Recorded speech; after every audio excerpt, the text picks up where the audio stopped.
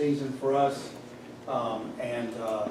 This will be the 8th year we've done this. This is my 8th year here. We've done this in January. What happens after this is if there's any questions about something we present today, and they come up throughout between now and May, by all means, call me. I'll come meet with you. I'll do whatever needs to happen to make sure you have a good understanding, commissioners, as well as board members, of what our budget needs are as we get ready for the May presentation and then the June approval of the budget for next year. I do want to just start by saying this is exactly why I wanted to be superintendent of Randolph County School System. This is exactly what I wanted as a superintendent. I wanted to be able to have a meeting where board members and commissioners could come in rooms together as friends of the school system and talk about things and have conversation about issues such as budget issues. So I do consider commissioners friends of our school system. I consider board members friends of our school system, and I thank you for always being so responsive. I tell people all the time, it doesn't take long to get a commissioner on the phone, a board member on the phone, or a legislator on the phone in this county. That is refreshing to me. I want to just take a moment also and thank Ms. Crisco for coming from staff with county commissioners. Also want to say a big thank you to Will Massey and Hal Johnson. I talked to Mr. Johnson the other day. I'm very impressed with what goes on out of y'all's office and always have been. And it always, that great work bleeds over into helping our school system be able to operate effectively every year. So I want to introduce our board members. Start with Mr. Sink, our new board member. Mr. Sink, looking forward to having him on our board, and brings a lot of knowledge of our school system. Enjoyed the conversations he and I've already had since he was elected. So we've got Mr. Sink, Mr. Bowles is back here, Mr. Cook, our chair, Mr. Biggs, our vice chair, Ms. Farlow, and am I missing somebody? Mr. Cutler's not going to be with us for the work session today. So is anybody I missed? Mr. Burgess. Oh, Mr. Burgess, he's not here. That's why we have an extra seat. So Dr. Kane, it wouldn't be right after all these years if you didn't, David Allen, you know where I'm coming from. If you don't start this beat now, this is one of my favorite times of the year. I was trying to avoid that because I didn't want to hear us trying to I've already done that to him. I know you was thinking that. I was looking right at it when I was doing that. Well, it is my favorite day of the year, so we'll just put that on the table right now. Mr. Allen has brought that up several times. But commissioners, we have Mr. McDowell here, Mr. Fry, chair. Just started. I think Ms. Haywood, and we're with Mr. Allen, vice chair, and Mr. Kidd will be here. Well, I just seen the text message, where he is. Okay. I also want to take a moment and we've had a little bit of reorganization, just so you know. Yes, Sorry, sir. can I interrupt, but this Kenny kid, he's on his way. Okay. All right. Just see if it's it tonight. And then you might be able to say that was tonight. So I want to take a moment also and just kind of lay out our leadership team. We've had some reorganization. Kathy Waddell's Assistant Superintendent for Curriculum Instruction. Obviously, if we were doing this from normal times, they would be in here. Andrea Haynes is in her second year as our Assistant Superintendent for HR. Todd Lowe is our Finance Officer. And then we've had some reorg on the other side. Winna Ashworth is Executive Director for Now Student Services and Driver's Ed.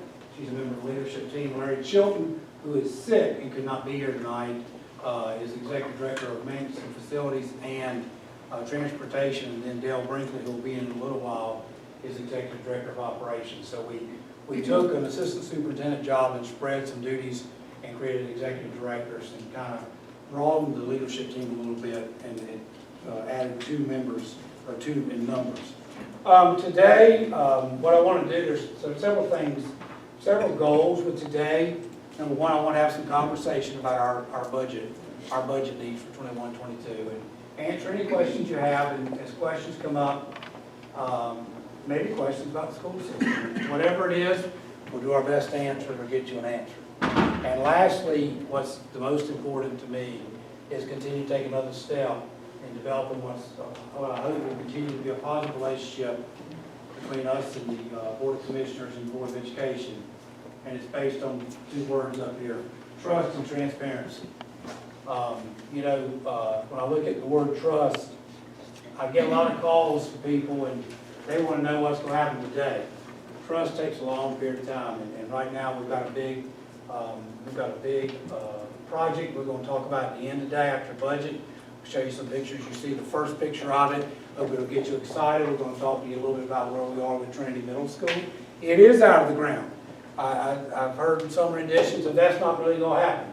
It's out of the ground. It's here, guys. Way out of the And it's going to be open. But we're going to talk to you a little bit about that. I want to spend a little time at the end talking about something that really, I'm really proud of as well, and that is our 9-year facility upgrade repair plan. One of the things I told Mr. Fry before we started, we spent $1,064,000, and we now have no more wooden bleachers in any high school stadium in our school system. And just look back 7 years ago, we had multiple stadiums we were concerned about, and just gradually that has changed. And so we're going to go through that a little bit and show you some things we did. I don't know if you remember back in January 2019, we revised the plan a little bit. And we had some HVAC issues popping, and they are popping, but we're ready for them now because of that revision. So just kind of lay out what the meeting looks like today. So I just want to pass out a sheet right now to you. And this is, let me just pass these back. This is one of the things we try to do as a staff when we work on our budget request documents. We try to keep them as simple as we can and as user-friendly as we can make them. When you start making a document that's multiple pages, there's a good opportunity for one of those pages to get lost. So, Ms. Crisco, do you have one? Yes, sir, thank you. So one of the things that people, I don't think, give enough credit to, Todd and I talk about it all the time, and I will always talk about it, is this Board of Commissioners understands the value of our first current expense request. We have 2 current expense requests and 1 capital outlay request. Okay, the first one is continuation costs, $518,000.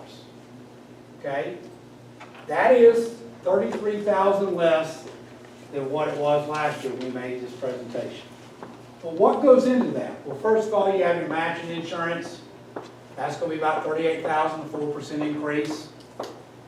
Matching retirement is going to have a dollar figure of about $218,000, 10% increase. Retirement is going through the roof. That's a good thing. We want the retirement system to be in a good spot. Just so you know, matching retirement has increased by 166% since 08-09. That tells you where we are with that. So the next item you see down there is potential salary increase. $126,000, 2%. Now, those right there, those first 3 items cover our locally paid employees. We have about 210 locally paid employees. Here's what the public doesn't realize. You better believe if the air conditioning doesn't come on at the school in the heat, or the hot months, or the heat doesn't come on in the cold months, or the water's not running, or there's a roof's leaking, you better believe it's not going to take long for me to get a call. It's going to happen. What the public doesn't realize is all our maintenance facility guys are paid for locally. You guys help us. We have a tremendous staff, and it's because of you. No state money pays for those positions. So when you start looking at those first 3 items, matching insurance, matching retirement, potential salary increase, those are for us to take care of the locally paid employees at the state levels, the state salary level. 210 employees. Now let's get to the bottom half of that. The bottom half of that section, first one you see is, I think it says charter school growth. This is nothing against the charter school, but it's the facts. When we lose a kid, why do we ask for charter school growth money? We anticipate needing about $70,000 to cover charter school growth. We expect to lose about 50 more children next year to charter schools. Not just Uwharrie. Chatham has 103 of our kids right now. Uwharrie has 1,076 of our kids. 58 of our kids right now are in virtual charters, the two state virtual charters. They probably will increase because of what's going on, some statewide. So people say, well, Gainey, why do you ask for charter school growth money? And I remember this, there's things I'll never forget. I was looking this way, and Mr. Kent was back there, and he asked me a question the first year I was here, and I really enjoyed interacting with Mr. Kent, former commissioner. He just, he said, what do you mean by charter school growth money? And the first year I was here, January 14, I didn't give him anywhere near an answer. Next year I brought it up because I thought, if I was a commissioner, I wouldn't have bought that answer either. That was confusing. I'll give you two reasons why we need charter school growth money. People think when the child goes to Chatham Charter it's a one-for-one. It's not. When a kid leaves us and goes to a charter, at some point we lose a certain number, and it may be 24, 22, 24, somewhere around there. The ratio changes a little bit from year to year, but not much. When they leave, they don't always leave the same classroom or the same school. But here's what the state does. When Randolph County School System loses 22 kids, they yank a teaching position from us. Now, which of the 22 classrooms do we pull the teacher from? Or which of the 22 schools, if they came to 22 different schools, do we pull the teacher from? We don't. We have to absorb it and drive on. That's where Todd and I talk about it's not $1 for $1. Another thing is you may have a child that's a private school child or a homeschool child. And they have a Randolph County School System address. Mom and dad decide, we're going to try the charter school. We're not going to do private anymore. We're not going to do homeschool. We're going to go to the charter. On their way, they come by and get state and local money from us we didn't have from them to begin with. There's nothing but budget. That is nothing, that is not the charter school's fault. That's a problem with the funding in the state of North Carolina. I can tell you right now, as of December, between 1,270 kids in regular charters, 58 in virtual, I can tell you right now, this is the amount of money we have lost.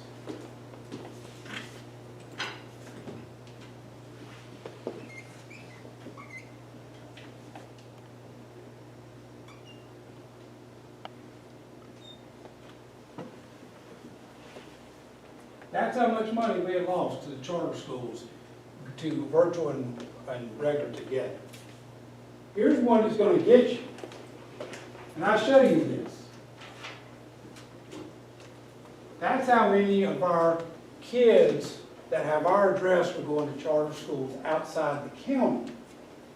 So here's one for you. As of December,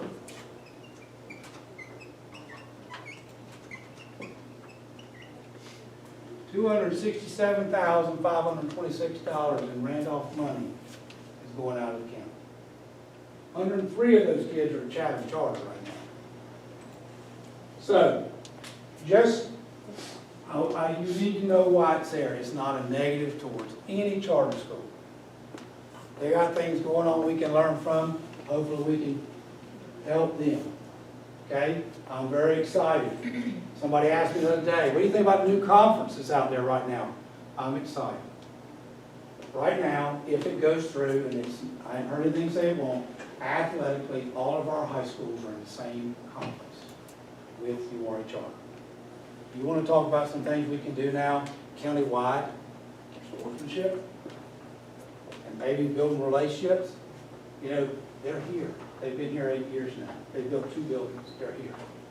So, just want you to know why we asked for charter school growth money. Now, guy I have a lot of appreciation for is Todd Lowe, because Todd Lowe's always watching the next item, insurance. Liability, property, workers' comp, unemployment insurance. Todd's always watching that. He's keeping an eye on that to make sure we're not spending more than we need to there, but we do anticipate $41,000 is our need there for about a 3% increase. And then the last item is fuel, energy, water, garbage, down a little bit, $25,000. We think $25,000 increase would get us there. So that's where you are with your first item. Continuation cost. And see, what people don't realize is, but this Board of Commissioners gets it. And this Board of Education gets it. If we don't get continuation costs, say you jumped over and you did supplement, but you didn't do continuation. Well, now we're over here trying to figure out how to cut 518 somewhere to fill that void. So last year we finished the budget. So here's what happened last year. A lot of people I heard were told, right when COVID hit, don't expect anything more and get ready for cuts. Well, no, we didn't get to move our supplement again.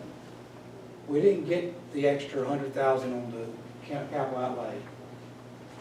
But we did get increased by $551,000 and covered our continuation costs. And not many people in this state can say they walked away from their commissioners for that. And oh, by the way, we're still in a tough economic time in our county. Now, I'll talk about that a little bit more because I have a very clear memory of the June 2014 County Commissioner meeting where the first $250,000 to the 9-year plan hit the table. I have a real clear memory of what happened in that courthouse that night. So the next item I want to talk to you about, is the supplement.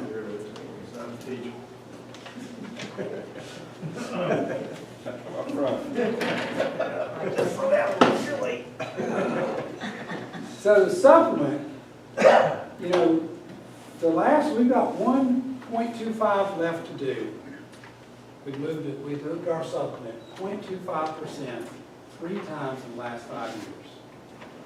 Back in 16-17, we went after a whole percentage point of 1.2 million. We could not afford that as a county.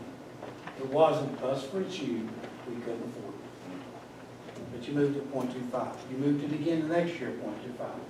The next year you couldn't do it. The next year you did do it. Last year COVID hit. We thought we were going to be okay, but we couldn't. So let's finish that 1%. That's the first thing on the supplement. And you see our supplement increase is 510,000. And I'll tell you where 112 of that thousand is coming, because I'm really proud of this one. Proud of that supplement. We moved it first time since 07. It's not about what everybody else is doing. It's what are we doing? Are we getting better from where we are? So let me tell you, if you move the supplement 0.25%, you now will have taken every group to the next whole number. And the next whole number has sticker value to me. So look at this. I circled the 3. In bad budget times, where we've got a lot of economic things out there, we're waiting to see what happens. Look what's happened since 15-16 to this year. Throughout the last 5 years, it's moved 0.25%. One more move. See, that one's already gone to the next whole number. That one's already gone to the 10s. That one got out of the 8s. That one got out of the 5s. One more move and we got everybody out of their first whole number. And to me, that has a lot of sticker value. So that's part of the $510,000 right there. To me, that's, you know, I've heard plenty of people say, "Gang, what are you doing? 0.25%, what are you doing?" Well, guess what? If you can't be happy about 2.25%, look back and see where you might be still sitting where you were 5 years ago. If you give the commissioners something they can't even begin to work with, and you can't cheer on when they do whatever they can do, well then get ready, because 5 years later, you probably be sitting right where you were way back then. So when we moved it the first time in 16-17, it moved for the first time in this school system since 2007. And that was a big day. I remember a lot of times about it. I remember the year before where I was talked to by a commissioner on the front steps of the courthouse, said, "We're going to move this thing. We're going to get it moved." I'd love us to have the best supplement in the state. Don't get me wrong. But I'm not really worried about what everybody else has. I'm worried about us. I'm worried about our people. So, if you look on that supplement increase, I didn't give you one of those, Mr. Key, I'm sorry. If you look at the supplement increase, the second item has a little special twist to it. So our first request is to move everybody 0.25%. But then we want to go in and do a little bit extra, if we can. We've got some employees. I'll give you some examples. All right, just round ballpark. $25,000.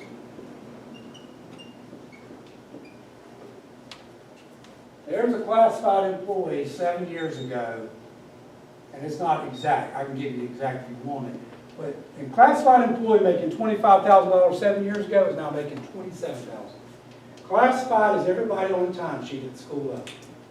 We're talking about TAs, we're talking about bus drivers, we're talking about custodians, child nutrition. Classified is everybody at central office on the timesheet. Classified is everybody at central office who's not, basically classified in the school system is everybody who's not on the teacher salary schedule, or the instructional support schedule, assistant principal schedule, principal schedule, and oh, by the way, everybody that's not superintendent. That's who's classified. Now, to give you that, you know, we're doing this, there's probably somebody out there saying, are you kidding me? Well, let's look at what the raises look like before we say that.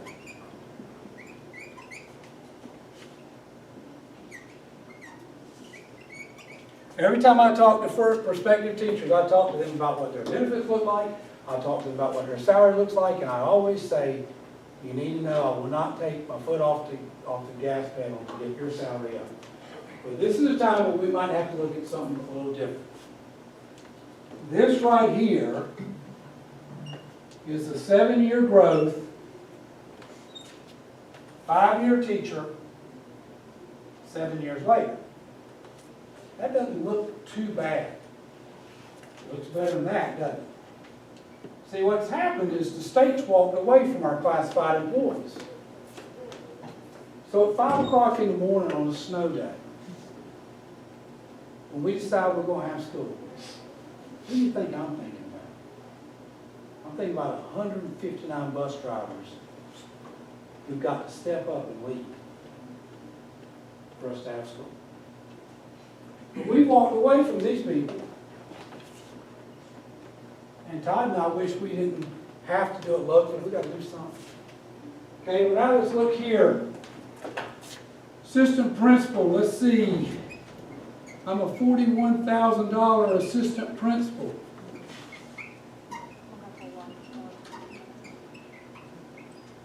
Ten-month assistant principal. I'm making $41,000 7 years ago. I'm making $59,000 now. That still looks better than that group does. I love the assistant principal. I love being a principal. This is not a value statement on anybody. We got to go take care of some people. Okay? And then lastly, I'll give you the last one.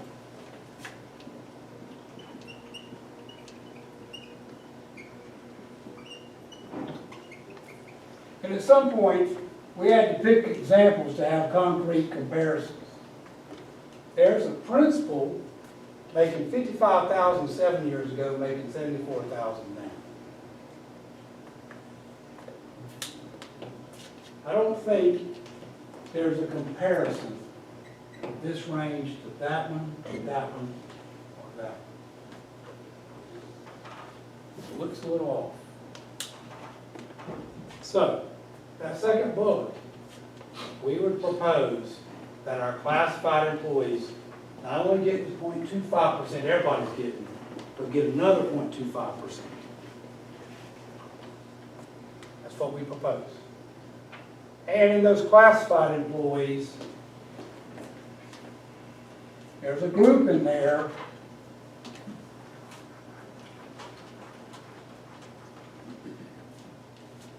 and it's our directors at central office and supervisors.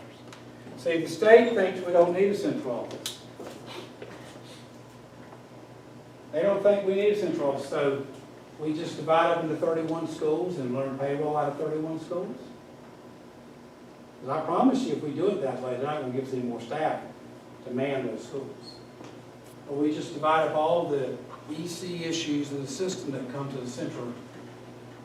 We divide them up, everybody just deals with them. I promise you, we'll spend way more money on lawsuits and non-compliance than COVID. I couldn't ask the principals to do all of it. They've already done a ton of their staff. We created our own COVID team down here. I'm pretty proud of them. I got staff that's tired. I'm tired. And we couldn't have managed it. We're in day 88 right now. Today was day 88. And I'm pretty daggone proud of being in day 88. We put one foot in front of the other every day to try to have school. So the extra increase would be the supervisor, the central office, we got supervisors. And I'll show you that difference in a minute. They're making considerably less than the people out in the schools they're having to work with and supervise. So the proposal would be they wouldn't get, the supervisor wouldn't get the extra 0.5 or 0.25. They would get, their extra would be $130 a month. And the director wouldn't get the extra 0.25. There's, by the way, there's only 28 supervisors and directors that group together. There's only 28 of them in this school system. So it's not a ton of people. There's 1,052 classified employees in this school system. There's 1,161 certified people in this school system. But the directors would get $300 a month more. They wouldn't get the extra 0.25. So everybody under our proposal gets the 0.25. Then classified gets another 0.25 unless they're a supervisor or a director. And so here's one of the things that you need to know. We've got a teacher with 15 years and a bachelor's degree. Makes $5,000 a month. If I bring a Cracker Jack teacher down here as a supervisor, all kinds of experience. We want them here to help work with teachers, and they come down and start at $3,036 a month. Or better yet, I got a Cracker Jack principal who it's time to, I got to get him down here and leave bigger than his school. And I bring him down here, I put him on the director's schedule for $4,065 a month. I've had 2 employees in the last 2 years. One came down here for a $7,500 pay cut. And one came down here for a $3,800 pay cut. And you have no idea what I think they'll be doing 10 years from now. 10 years from now, I'm going to be smiling. Because I think they'll be one of my colleagues. There's a bigger picture here. Again, it's not just where we are now, it's where we are 10 years. So, that's what that special little additional increases is. So I will tell you that our current expense request is $1,028. We got 2 of them. It's only $42,000 higher than last year's current expense request, which was $186,000.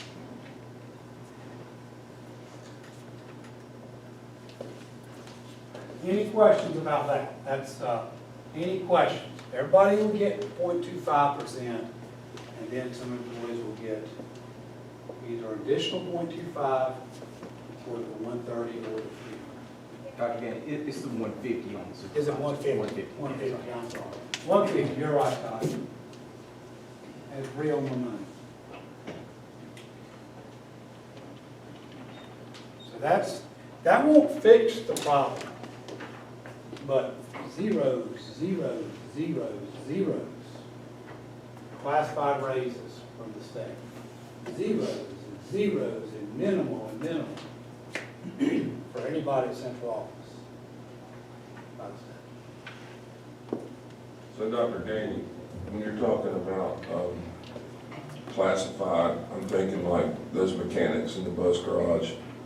That's why they're leaving right so often, and I mean, they can go to a dealership and probably make, what, $10,000 more? There was a point where I heard we lost 3 mechanics, 3 or 4, I can't remember, to DOT, $15,000 raises, and going from inspecting a bus once a month or whatever, you know, to a much wider range of inspections. I talked to one week ago, he left here making 29,000, and another DOT making 47. On the spot. just like that. And they know what they're getting from us, because we train them. You know, I like going to, you know, I go to Strider and I go to Wayne Thomas, and I always like, I can look back in there and see what those guys are doing back there. That ain't guess and check.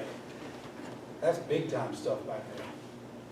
And we gotta make sure we're doing something to make sure we don't lose our guys. Just like, you remember, Mr. Cook, you made, it was the fall of 15, I think it was.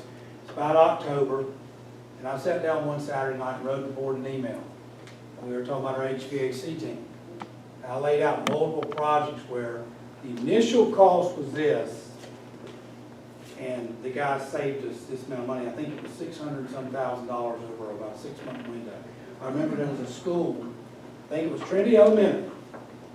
Something went down, and all the being quoted was a $200,000 replacement. And our guys refused to back off, and they found a $150 part.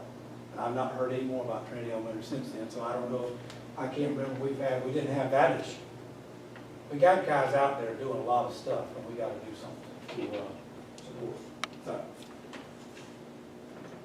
there's one piece, and I get it. As soon as I present this tonight, somebody's gonna feel like this isn't anything against anybody else. It's just a need we have right now to go help some employees. That's what we need to do. We got some people like that, 159 bus drivers. They've stuck with us, and we've been through a lot since March 13. And they don't know, they have no idea what we're going to announce on snow day. But they always step up. And they never, when we say don't go down a road, if you're not comfortable, stop the bus. We'll come. So we're good. You see something you don't like, they'll come. I've seen many times where transportation's gone out and helped them get the bus turned around, whatever. That's good staff. That's talent, that's leadership, and we need to do what we can to help. So, anything on the current expense side of the house before I switch?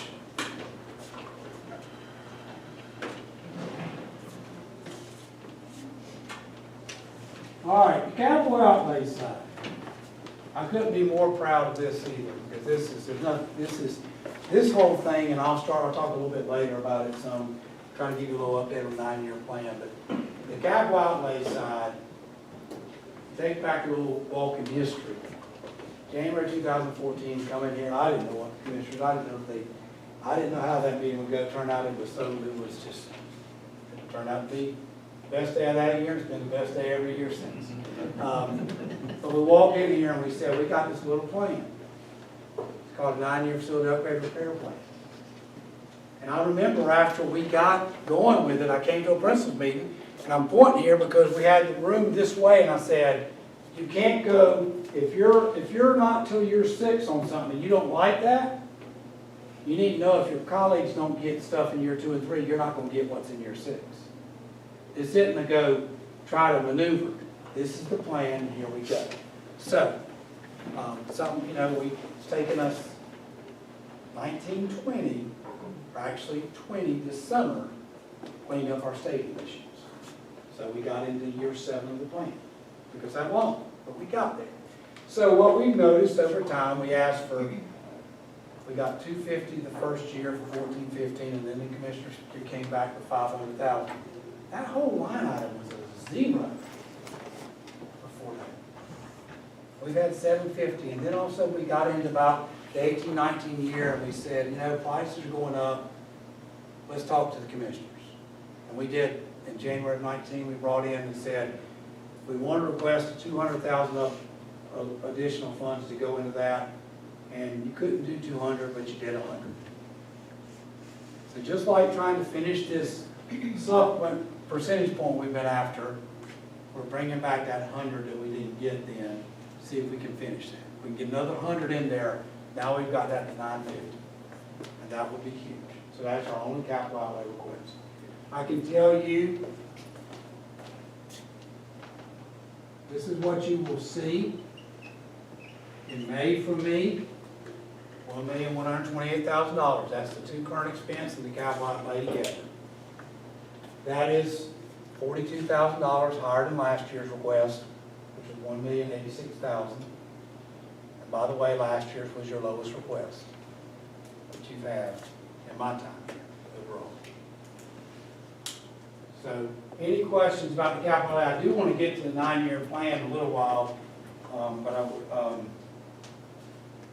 I'll answer any of those questions now if you have any questions about the capital outlay one. That's simply just a, Mr. Singh, one of the things we've done, I may have told you last week, we were talking, I believe that I'm not doing my job. If I bring stuff in 1 year, they can't fund it, and they never see it again. If I'm a commissioner, I'll be confused.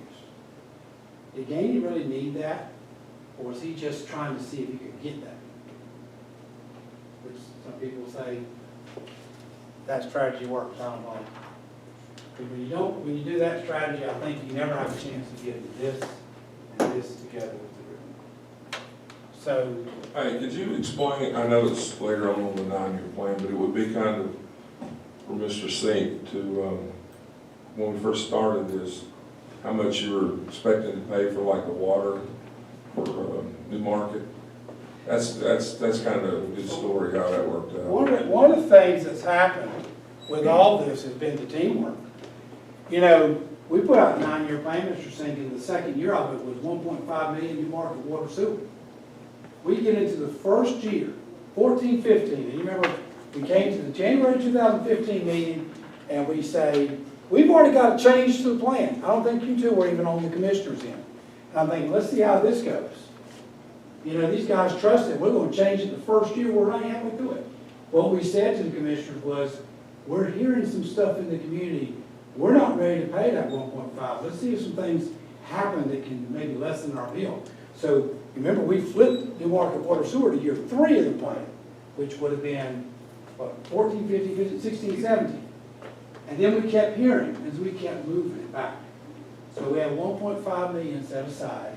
And trust me, we need every dime of that for some of the HVAC things we've had now. But we wound up paying $50,000 in the fall, early fall of 19 to get the water hooked on New Market. Now we've got to wait. The line ran from Random. We kept hearing about it. It ran. We got it. We hooked on. I think we hooked on right there in a little service station, gas station, convenience store. It's a lot better than running that line back around when Archdale and everybody else hooking on. Because I was ready to figure out how we charge them if they hook on. So now we're gonna watch the sewer. We still got the sewer, but we're gonna watch it, see what develops out there, because we'll see. We're not gonna rush to do that. But Mr. Cook, the other piece, I don't know if you remember this, but one of the things we were saying that night is, we're on that well, and we said, it only took us $40,000 a year to keep the well active and get it checked and upgraded. So we felt like $40,000 a year at New Market was worth not spending 1.5 million right off the bat. And so it played well for us. Now we've got to get the sewer hooked on, but we're going to take our time on that. And actually, we revised the plan. I don't know if you guys remember this. We wound up just taking New Market water sewer out of the plan then. Back in January 19, we said we're going to take it out. Whenever we start doing it, we'll put it in wherever it goes, and we'll pull the money to it. So that was a big one. That was a big one. We could have really spent a lot of money on that, you know. And I'm sure somebody's listening right now going, "Gainey, you can forget if we're going to run a sewer line for you to hook on again." Well, somebody might have been saying that about 5 years ago when we talked about the water line. But we're going to watch this thing. So I never forget. Larry Chilton told me one time that water tank at New Market, we had shut the school down because it was frozen.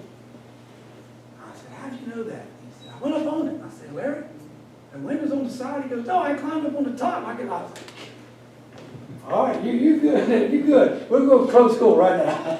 So, anyways. So Dr. Gainey, may I ask a question? It may be more appropriate afterwards since I've missed the first two of these since I've been on the board of commissioners. But if you are not aware of it, there is our zoning and planning board heard a request and approved it.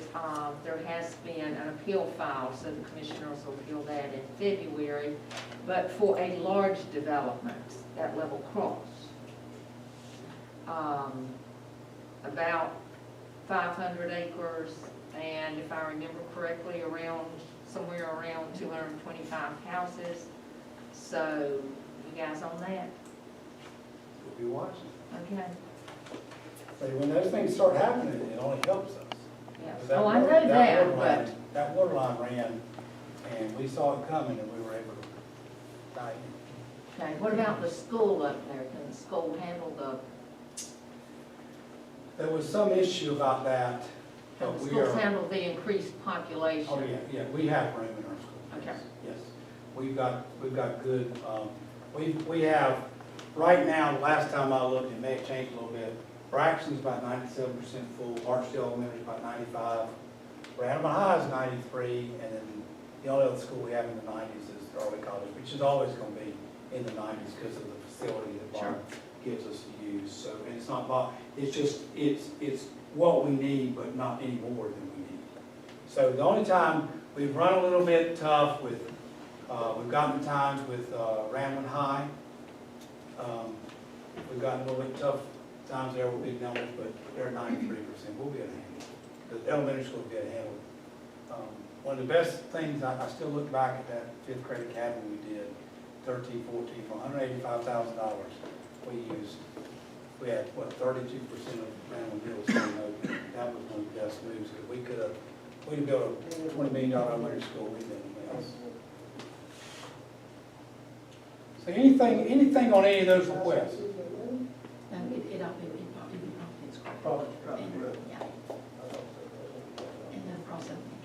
And there's room, you never know. We may have to shift at some point if something like that happens, and we've got room at Providence Road too. And that people can get across that corridor across the top. So those are the budget requests. I guess, I want to make sure you know where I land with budgets. And Todd and I talked about this, but we always want to keep it condensed. We're always trying to push it down. We're trying to be in the same range from one year to the next. I think the first one we presented was about $2 million. It was a little bit north of $2 million. That was way back in 13, 14. We want to make sure we put you in a position that you can have success with our budget too. Because it doesn't do anybody any good. You throw a budget out there that your commissioners can't even begin to help you with. I mean, that hits everyone. And lastly, I talked about not, we want to bring things back. If they're not funded one year, bring them back. This isn't a shopping spree.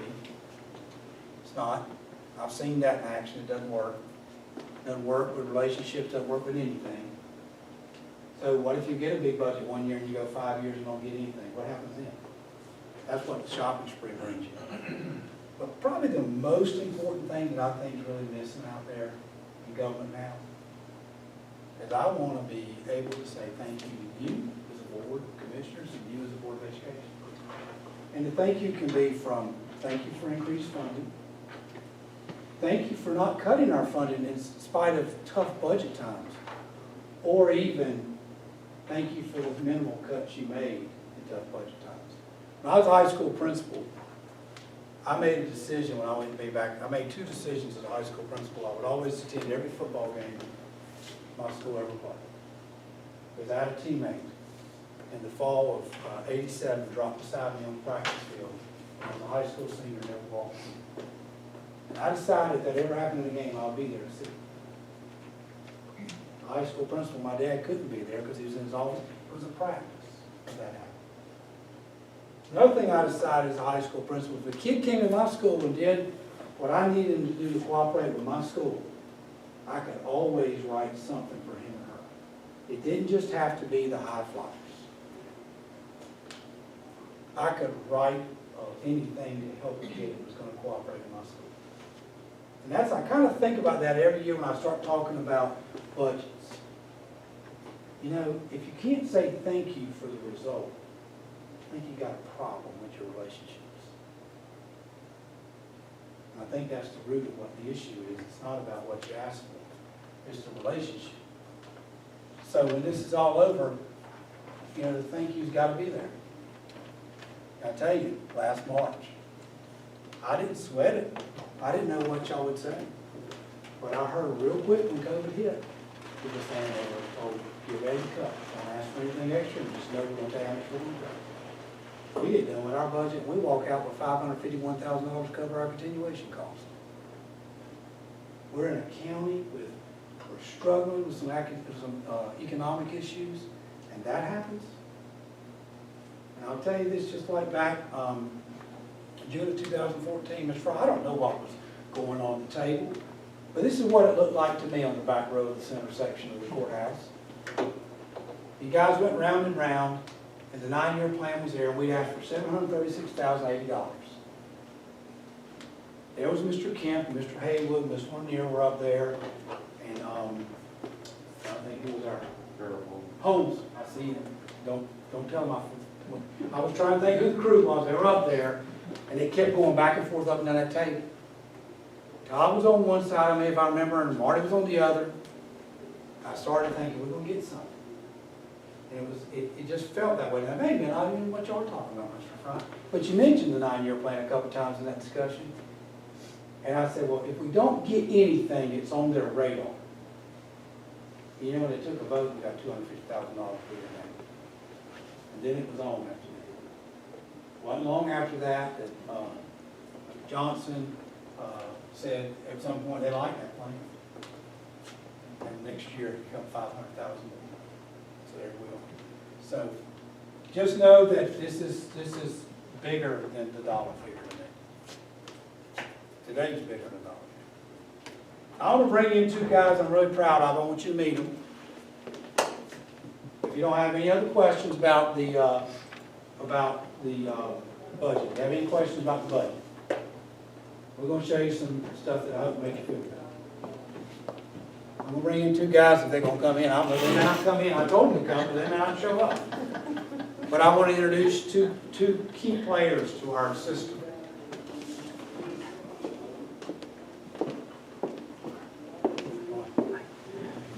So Steve Myers worked, how many years with Trogdon Construction Company, Steve? 28. 28 years. Steve did the Honda project and the Mid-State Toyota, is that right? That's right. Superintendent of that. You also did a couple schools. You were tied to Ashburn City. I was, yes. So we had some transition, and I learned of Steve down in our maintenance group. Been down there for about 2 years or so. And so get Steve up, and I said, Steve, I need some help. I need you to see the middle school to the end, and then past the end while we do punch list and warranty work. So Steve goes, thinks about it, says, I'm in. He's now our special projects construction manager. Steve goes up every day to the site. And then the guy next to him, I've been watching for 7 years, knowing we would have transition. At some point, Dale Brinkley was in charge of all our technology. And asked Dale if he wanted another challenge. Dale's the executive director of operations. So we've had kind of a 3-person group coming at it. Larry Chilton, our executive director for transportation and maintenance. Facilities, as I said, 6. He couldn't be here today. But I want to turn it over just for a few minutes. And I'm going to finish, I've got 7:24. I'm going to finish with a little bit on the 9-year plan. But I want Dale and Steve to show you some pictures of what is only the 2nd school in North Carolina of this type. That is Trinity Middle School. And it's coming out of the ground. It's out of the ground, guys. It's there. We don't open it down, we're in trouble. Because it's there.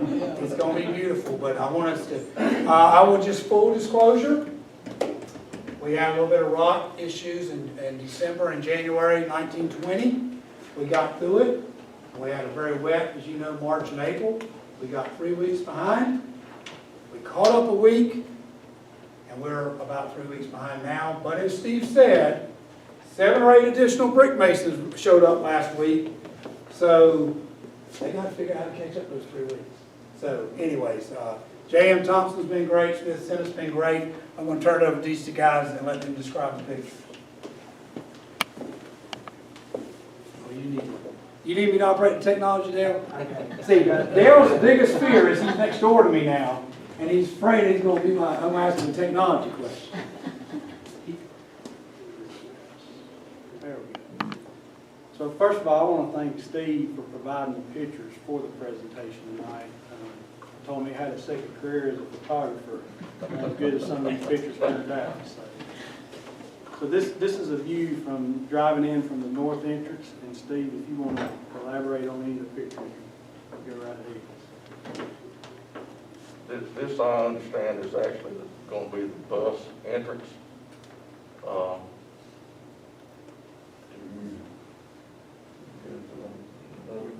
ahead. This here is the 200, 400 wing that will be, this is actually the front of the building, part of the front of the building. This is classroom wing. As you can see, this pretty much just cement block, brick veneering, hadn't made it to that point yet. But they are setting roof trusses, getting ready to put the roof on, I hope, next week. But this is actually the main car rider line. This will come in off of the south entrance of Surratt Drive, which will be the main drive to the school. And where Steve was standing to take this picture, just to the left of that is the main entrance for the school. Yes. And like you said, this would be the student drop-off line area. Dale, the entrance that, like where we did the groundbreaking and all, is that the main or is that the bus? That's the bus, that's the north entrance. Okay. By Mr. Daniels' building. Down there by Mr. Daniels' building. All right. Okay, so this is a view standing in the dining area of the cafeteria, and we're looking towards the multi-purpose room. And if you see the smaller dark square in the very back, that's actually the stage, or would be like a stage or auditorium type platform, and it's actually also part of the chorus room. And the chorus, they would actually have that as a classroom, and then if they wanted to perform from that same platform, they could raise a wall, or a wall would slide back, and then it would become a stage out into the multi-purpose room. Mr. Fry, if you remember when we went, you see where the silvery, looks like part of it, I guess that's part of HVAC running across there, again, Steve? Somewhere right about there, is that, remember there was a retractable wall? Yeah. That shut the cafeteria off. That space between where the picture starts to the stage area can be cut in half with a pretty semi-permanent wall that retracts kind of like one of these. And it can be divided up into a multi-purpose room on one side and cafeteria on the other. So it gives you a big area if you were having a performance. You could have that big whole area full of, back from the stage back.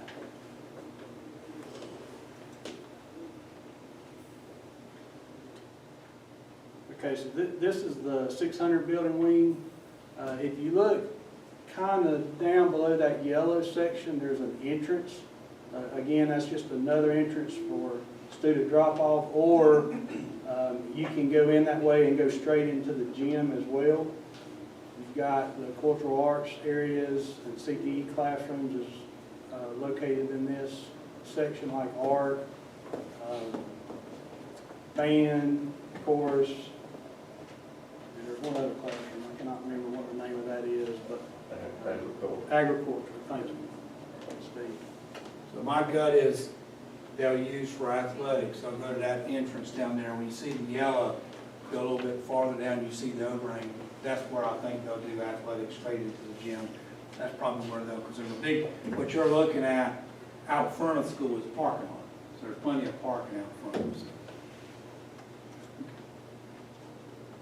This is just another view, looking at the corner of the 200, 400 building wing, and that overhang is where you're going into the main entrance. And we'll have a better picture of the main entrance here shortly. This is a picture of the back of the gym. Steve, what is going up where the yellow looking panels are? The gray panel up high to the right is your actual metal finish panel, which is, they've already gone all the way to the other end across the gym now, so it's pretty much done. But that's basically what you're gonna have is an exterior product right there. Okay. And this is a view looking at, another view from the gym, and then the room just to the left of the gym is the actual band room. And that drive is coming out from staff parking area.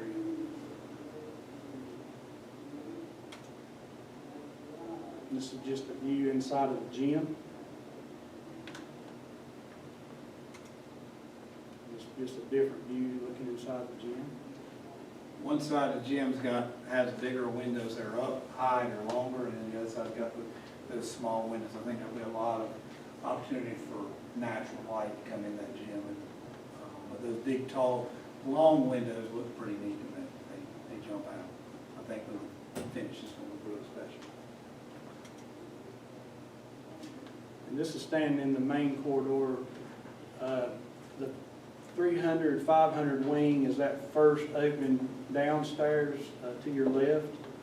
And then up above that, kind of where that open area is, right middle ways would be where the media center would be located. Mr. Fry, you remember one wall of the media center's garage door, remember that? So the media center, they can raise, and they can make it open if they want, or they can close it off. So that's a pretty neat feature too. And this is just almost the same view, but you're looking straight down the main corridor toward the main front entrance. At the very far end on the right would be where the office area would be located. That's where your SRO is going to be. Yes, sir. There's an SRO office right in the front office, but it has an immediate door right out to the, from inside or out. There's only like 3 outside entrances. Yeah. It's pretty tight. That won't do it. Very safe. And this is standing in the student drop-off parking lot looking at the main entrance. And that brick area there to the left, that window, that's the reception area where you would go in to the main office. And to the right is the 200, 400 wing that you saw in earlier pictures.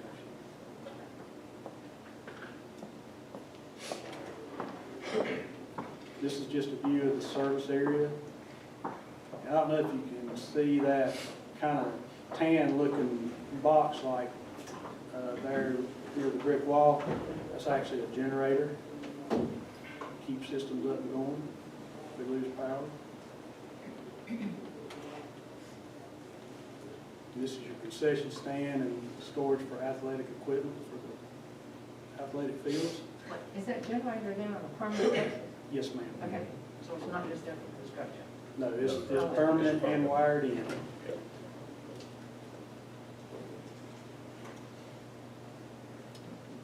This is a huge retainer wall next to the athletic fields. I wouldn't want to be responsible for paying for that retainer wall. There's about 3 of them on that site that look like they might cost a lot.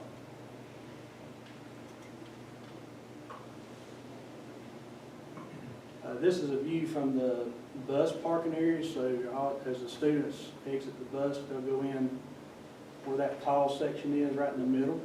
That'd be the entrance for the bus riders.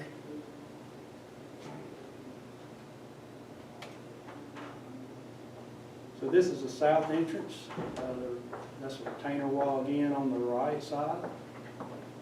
And this is where the student drop-off car riders would be pulling in from the south entrance. And this is just further down the south entrance drive.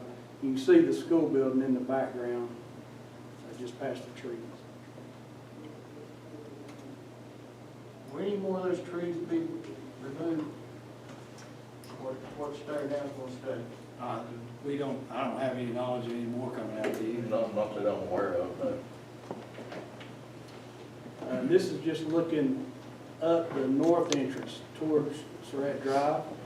So you'd be leaving the school going north, on the north entrance towards Surratt Drive. And this is coming in from the north entrance, and that's the view of the school coming in from the north entrance. And you can see both classroom wings there on the front of the school. So can so every time I've been up there, that road that I go in is the north entrance, is the bus entrance. So that's what I see coming in. So the school, that front entrance, so we saw the main entrance is over on the other side of the building? Yeah. Okay, so I'm coming in kind of the back You're corner. coming in. Exactly. Yeah. The buses will come in one way and loop in that bus parking lot. The traffic, the car traffic will come in the south entrance and loop around and come out the north entrance. Okay. All right, any questions for Steve or Dale? Will they be, are they gonna upgrade Surratt? If you know it? You got it delayed. It's on the DOT plan, and it was supposed to be going on in the last part of this, but because of DOT's funding issues, it's been moved out a couple of years. It's gonna be widened from I-85 all the way up to Bedford. It got delayed, and so originally they were gonna handle, we had some water issues between Mendenhall and Surratt, and then we had to go back in and get these and some multiple hydrants put in, because when it got delayed, they threw that on. We thought the school would be opening right in the middle of that Yeah. construction, but now it's not. Well, when you build a, I know like a high school, Thomas Grove, people, concession stands are pretty much just a building, Shell, a shell. Now, when you talk in the middle school where you basically don't have a booster club, and it'll still be just a shell. It's shell, but remember, a big thing about that is it's concession and storage, it's not just concession, so there'll be plenty of use for it the way it's built, and then whatever they may do with it over time. I just wondered, you know, with COVID and stuff like that, it'd be tough to, I'm sure it'll still be here. I didn't know how we worked in the past with middle school. But they're gonna have some, I don't know that, I'm thinking, I'm not sure, and I'm just thinking what I've seen on the sites of the middle schools. I'm thinking of two right now, but I don't know there's anything out there like what's out there, you know, the shell. You know, there's trailers, there may be a little trailer for a snack deal, but there's not. They'll have more, and what I think I always call it with that shell.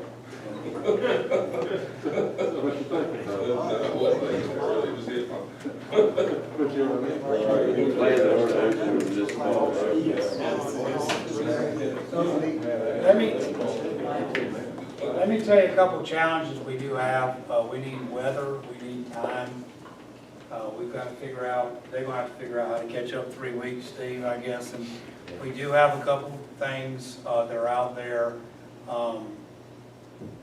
And we just have to work through this. If we sod athletic fields and don't put an irrigation system in, it won't be warranted. But no other middle school has an irrigation system, and we also know what an irrigation system can cause you over time if not handled correctly. We know that. If we seed it, my experience is going to be we're going to need to stay off of them in 21, fall of 21 and fall of 22, because the worst thing you want to do is seed it and play on half firm, wear the grass out and start getting dips everywhere. So we've got a decision to make over time. J.M. Thompson handles the fields, so we'll have to make that decision. Probably late in the game will be fencing in the facility, what we do or don't do there. That'll be late in the game as we see where we are. Things are good right now. We picked up, they missed a scoreboard in the gym, so we had to go into some allowances and do that. That was so we got that taken care of. They missed a hood too, didn't they, Steve, in the kitchen? You don't know that. No, I don't know. So I got information you don't have. So they missed a hood in the kitchen that we had to go in and pick up. We have a set of 20 allowance categories. We had to go in and pick that up. And that's fine, but everything's been pretty on par. pretty, going good. We got through the rock issues pretty well. So, fencing and what we do about irrigation, not irrigation, you're gonna have two issues here. If you put irrigation there, you're gonna hear from other middle schools, that's number one. But if we put irrigation there, then we're probably gonna have to, volunteer, Coach Sink to go run it. Make sure, make sure we don't have, make sure say, you know, because we all know that if you've dealt with any of those, you can't just, five different people can't run those systems. You'll have Old Faithful in the middle of, something. So, we did have a little problem. It was our problem, we cleaned it up. When they ran the curbing on the North Drive, it caused some drainage issues on Mr. Daniels' property. We went in, we cleaned that up, and we cleaned that up outside of the building contract. We cleaned that up on our capital outlay, it was our issue, we felt like we needed to go clean that up. So we've taken care of Mr. Daniels' issue as well. So, don't know of any, biggest thing we've got, you know, I told you about the Masons. Oh, I do want to say something really, and Larry's not here, I wish Larry was here. But Larry Chilton and Dale Brinkley, Sheena's been involved, and Aaron Barr's been involved, as he's in his last days at Hopewell. We have ordered the furniture, everything but the media center, and we will have that ordered the week of the 18th to the 22nd. We're getting our stuff together by this Friday, and we'll have that ready. And they did a really good job of coming in where we needed them to come in. We have $1 million for furniture and equipment in the contract, or outside the contract, but in the plans will. And the contract's $34,925,733, but we have $1 million for furniture and equipment. And we felt good about where we had to get the furniture to, so we'd have enough for equipment, which includes all our technology. So feel really good about that. Is any of that equipment, that furniture bought locally? We work through, what's it? Yes, locally, out of Liberty, yes. It's not Dixie anymore, so. Education. Environments. Education Environments is the group out of Liberty. Yeah, we work with them. So they, water and power up there, we just need good weather, we need a good winter, a good rest of the winter, and we need time. So, but the time issue, Steve, as you tell me, that's on them, not us, right? That's on Because they hadn't asked you them. and I'm laying bricks yet, have they? No. All right. So, I want you to meet Dale and Steve, and I appreciate them joining in this, and I want you to see where we were. Those pictures were, last week, and so we'll keep moving best we can. The gym's gonna be something special. The gym's gonna be really special when you see it. Remember, we walked in there, Tim, you remember Onslow County built Dixon Middle School with the idea that one day it might be a high school. And ours is a little bit smaller than theirs, but they built it big enough. And they got hit tremendously in the fall of 18 with those hurricanes, but they had two hurricanes back pretty close together. And somebody told me last year's senior class didn't bounce a basketball in their home gym in 2 years before they graduated. Our bleachers on this one side. Yes, bleachers on one side like all the middle schools. Yes. Is the floors in the school, are they concrete? It's that polished Like- concrete. Like Wheatmore and, I don't think, now that I've seen, you know, when I came here and saw that the first time in some of the school, I was like, I've never seen it, but now that I've seen it and remember back to, so I went back to Leesville the 11th year, the 12th year was open. And the 5 years I was principal, and I'd been there 5 years before, the years 4 through 8, or whatever, 4 through 9, and didn't see it, it was brand new, but when I went back for my 5 years as principal, the tile was popping everywhere. You know, you strip the floor, the water gets underneath, they will constantly replace the tile. That idea is big time to do what's been done in the schools in this county with that concrete. That is, whoever started that deserves a lot of credit for getting that in place, because it looks great, I think, when it's been shined up, it looks great.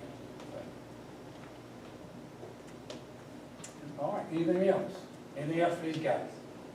Are they gonna have the little group gatherings and the little double pits and places in the hall like we saw down at Onslow? Or like, yeah, the little common area things? I don't think much of that was cut out, but that's still, it's very open, very open. All right, guys, thank you. Thank you All all very right, much. the last thing I want to share with you is just a couple, I want to just give you, I'll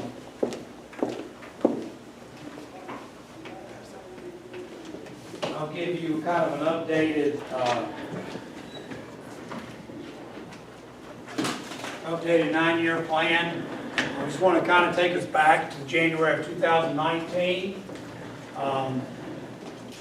We came in that night and we talked about we needed to revise the plan. The 9-year plan, we'd had some HVAC hits. And I've talked a little bit about the history of where we were going to go. I was going to wait to the end, but we talked about the history of how we got this 9-year plan. So I won't go back into that. We got the 250 one year and the 500 next year, and obviously, when we started out, the total plan, if you added all 9 years up, was $11,689,470, $689,470. So the first year we started with 700,000, and we got it to 1.2 million a year per year. Now we're up to 1.3 a year. But January 19 came in here and we talked about revising. We basically put a placeholder in every year for HVAC issues. And what caused that was in May of 18, the chiller system went down at Eastern. We weren't expecting it. We weren't expecting it. Didn't want it to happen. We had to fix it. So I had to replace it, $120,000. Got past that. We rented the only portable system on the East Coast of the United States to get through exams. Larry Chilton and Marty went and they kept looking. We had exams. We couldn't go without. We got past that because they couldn't get the new one in time for. Then we got to July and the chiller system at Randall High School went down.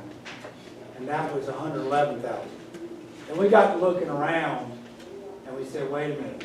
When you take Eastern and Randall out of the mix, what's our next youngest chiller system? This is January, this is the 18-19 year, and it was Wheatmore, and it was already 11 years old. So, we need to put a pause on this and do some things. So, we also had roof issues popping. I've learned a lot from these guys in the facilities group. They've shared a lot. They've been very open. They've become very good at not taking the whole roof off of a building, but getting a guy that can come in with a group that assesses, and they have done sections of roofs and not whole roofs. When we did the revision of the plan, we did bump the lights at Trinity High School back a year from summer of 18 to summer of 19. But if we had done it summer 18, Trinity High was only going to get poles. When we bumped it back a year, they got poles and lights, and that's what was needed. Also, we revised the plan. We also bumped their seats up from the summer of 21 to the summer of 20. I remember talking to Brian Todd about graduation. Could he have graduation without the visitor stands? Because the company said this summer, if we wait till after graduation, we can't assure you that they're going to be in for the fall season. And Brian was pretty much, I'll make it work somehow. I was hoping that's what he would say, because I didn't want to miss the summer of getting those seats in. So we've done some things. You can see last year in there now, you see we addressed Eastern and Trinity High with some HVAC. We went into Ramsey and Farmer. There's some things going on now. We've got a big issue right now at Ramsey High School with the, what's essentially the brains of the HVAC system that we're working on right now. You can see it's on our board agenda for tonight. We've got some fantastic HVAC guys, and we're getting things lined up so we can be more efficient as things get replaced. So just thinking about that, we did have some, one of the things, Mr. Fry, when we talked with Allen when we were here back in January 19, there's nothing, you got to be honest.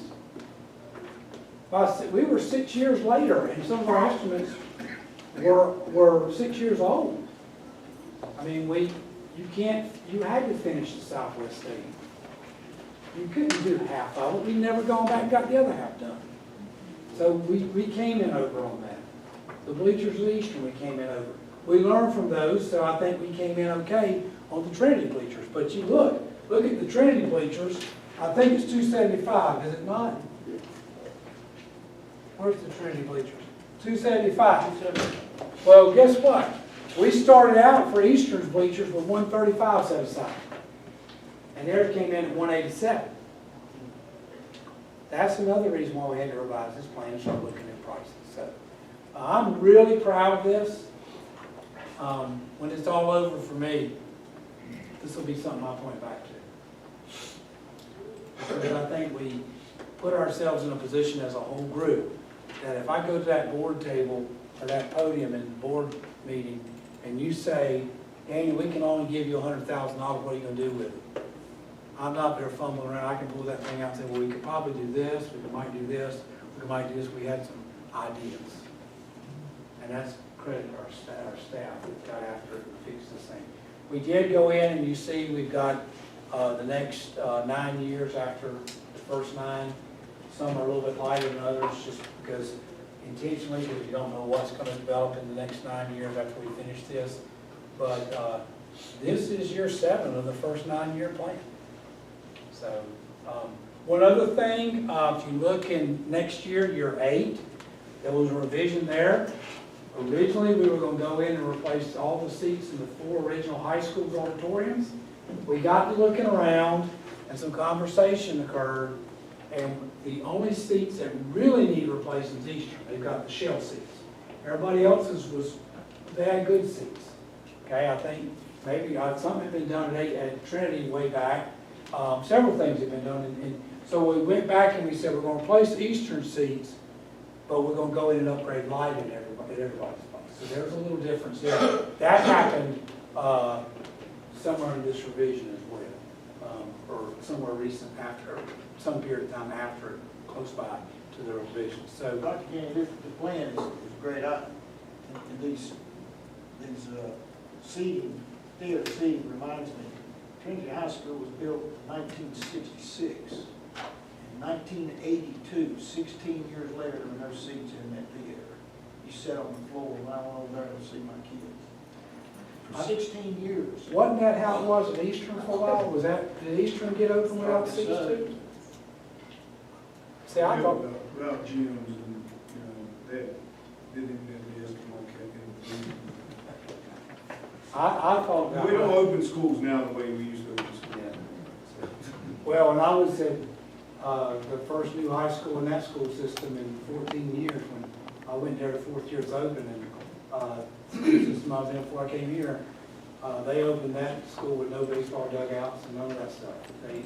I think everything, when you get back into it, you see things, of course, because a lot of things that school struggled with that the other 20 they built in the next 20 years didn't, because they saw, wow, we got to get in the ball game, and we got to figure out some things that may not show up on the radar initially. So, but I'm really proud of it, and that's one of the things that when one day when it's all over for me, I'm gonna say, I think we made a difference with this plan. Did we make everybody happy? No. Is everybody have something we could have done at their place? Yes.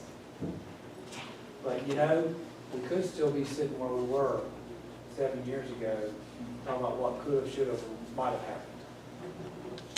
But on June 2014, commissioners found $250,000 and got it moved. And that's where it was, and it started this room in January of 14. So, any questions you have about the school system or anything I presented tonight?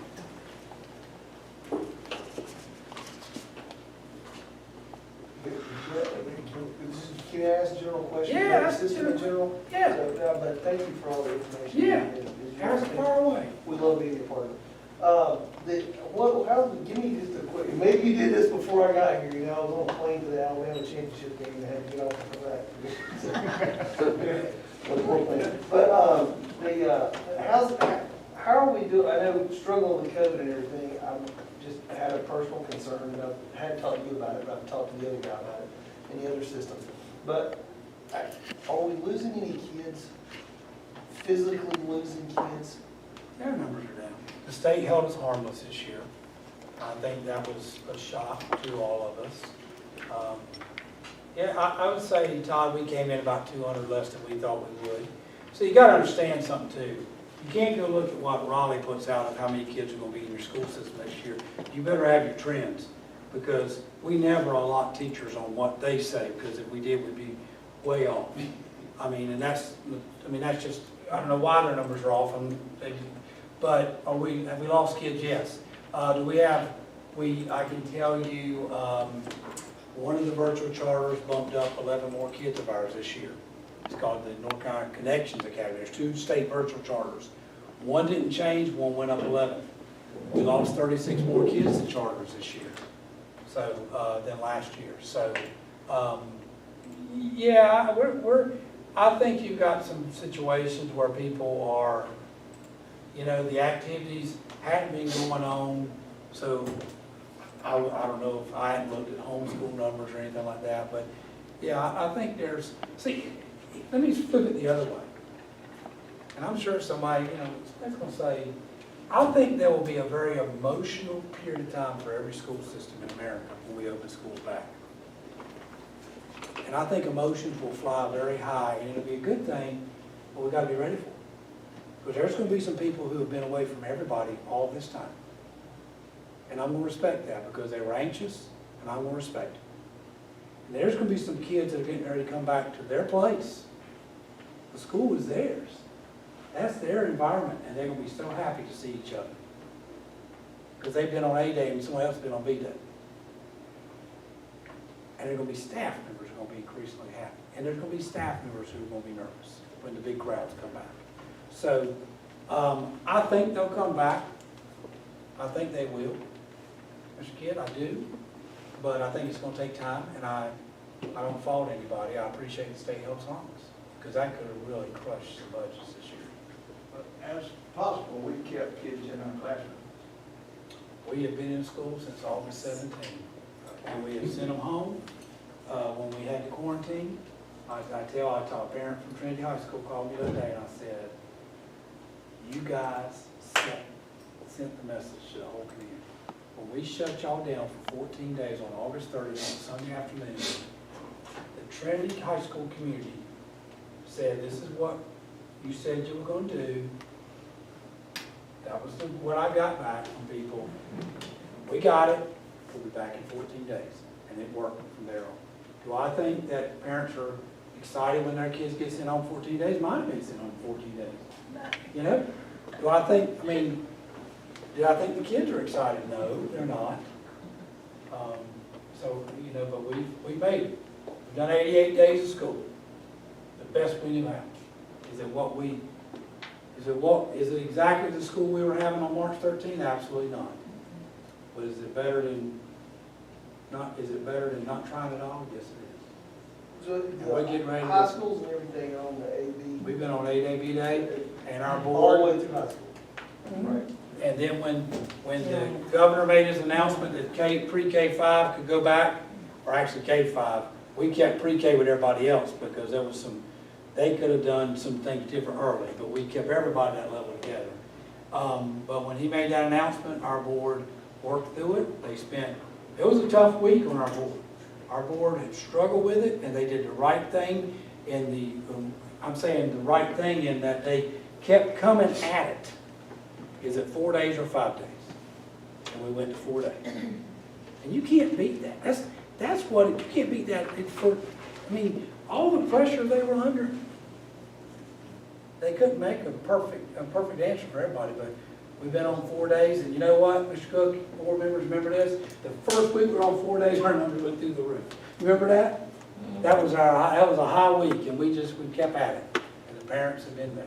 So we've been, that was what, August 26th? Is that when we started 4 days, or was it 19? I think it was a little later than that. Yeah, it was later than that. But No, I said August, I mean October, excuse me. Yeah, It was October 26th or 19th, somewhere around there. It's kind of like the governor threw that in your lap.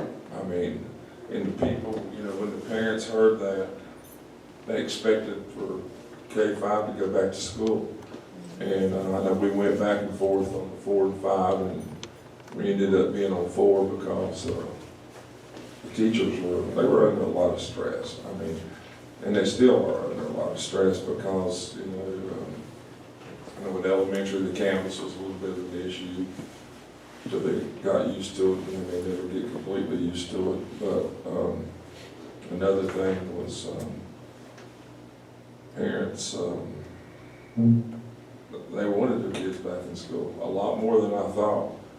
And I'll tell you what, for me, one of the highlights, and I worry about the numbers. I love reading. You keep me up to date with it more than anybody in Randolph County. I like that. But it's scary. I mean, it's scary to see those numbers the way they're. But I guess one of the proudest moments that, and I don't think we could have done it. No way. No way. We started. If Dr. Gainey hadn't had passion to want to have kids in school, if we'd have had a superintendent that just sat back and the biggest thing, he wanted kids in school. He has busted his rear end to keep them in school. I call him Dr. COVID. He has a lab in his basement. You guys, if we were paying someone, He's for 24 hours. yeah, to chase this and to do this, we could not afford to pay someone. My hat's off to him because he's the man that's made it happen in Randolph County. I mean, his heart and soul. If there's one thing I'll always remember about him, I mean, he has put it first, keeping kids in school. Sometimes I'll call him at night and, I promised him his wife would be a Christmas present, just try to smooth it over because it's taken a lot of time from his family and all. You would not believe the conversations are at night. I'm still at it, like the other day, maybe the day before we were starting back to school after Christmas. Where was Dr. Gainey? Was he watching the bowl games and all? No, he was 6 hours, 8 hours that day trying to get ready for kids to go back to school. Is it perfect? No, but it's, kids, they're falling behind and need face-to-face, but I can't imagine where the kids would be if they hadn't been back in school at all. I mean, to me, you know what, I'm not even gonna tell you when I read today, Winston-Salem or somebody, we're gonna start back, and I'm thinking, where the hell have you been? I'm sorry, that just ticks me off all year long. Nothing, Guilford County. I mean, they'll never catch up. But we couldn't have done it without that superintendent, and he has a little help, in his staff, a lot of help, but still, you've got to have the man driving the bus. He's got to want to be there and make it happen. And there's not another superintendent probably in North Carolina, and that's the truth, guys. The guy, it's big, and we appreciate it. And I just wanted all you guys to know how hard he works at it. We'll keep trying. That's one thing that I would tell you is, you asked this question, with the opportunity to take more than 2 days. So we start out everybody 8 day, 2 days a week. What you gotta know about this board is when the board said, got the opportunity to do more than 2 days, they're all over. We just had to work through whether it's gonna be 4 or 5, but there was no, I don't remember any, we're not gonna put more on the table for elementary. There was never that, it was whether it's 4 or 5, so that was good for our kids. Well, I really appreciate the effort. Like you said, the primary thing is to get kids in the classroom back in school. I really appreciate that. Because I don't know what we're losing in But we got kids, education in the state, not educating our children for a year, but y'all stepped up and tried to get this thing back on track. That was awesome. we're finishing up volleyball, and there was all kinds of concerns about basketball, but you know what? We're playing basketball. They're wearing masks, aren't they, Coach? They're doing what they're being asked to do. They want to be out there, and, you tell a bunch of kids, this is what you got to do, they won't, okay, we got it. So. Well, thank you guys for coming. I appreciate you coming, and feel free to call me anytime. If you want to talk about any of this, I'll certainly, into whatever time needed, board members or commissioners will make sure, I want to make sure we get May when I present it formally, that we're all, everybody understands everything we got out there. Okay?